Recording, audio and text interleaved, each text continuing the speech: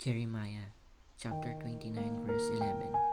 Sapagkat nalalaman ko ang mga plano ko para sa inyo, sabi ng Panginoon, mga planong ikabubuti ninyo at hindi ikasasama, upang bigyan kayo ng pag-asa at magandang kinabukasan. May mga panahon ba na pakiramdam mo parang hindi malinaw ang future mo? Parang nagdarasal ka pero tahimik ang langit. Niwala ka ba na may plano pa rin ang Diyos para sa iyo kahit nagkamali ka na? Naniniwala ka ba na ang pinagdadaanan mo ngayon ay hindi ang huling kabanata ng buhay mo?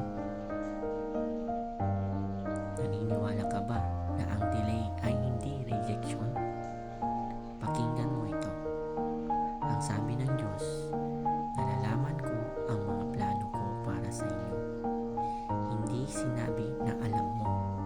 Hindi sinabi na alam ng ibang tao. Ang sabi niya, ako ang nakakaalam. Kahit nalilito ka, kahit nasasaktan ka, kahit feeling mo nahuhuli ka sa buhay, hindi nalilito ang Diyos tungkol sa iyo. Mas nagtitiwala ka ba sa plano niya kaysa takot mo? Kung may plano ang Diyos, may purpose ang pain mo.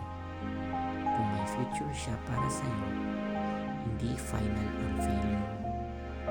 Kung may pangako siyang pag-asa, hindi despair ang magtatapos ng kwento mo.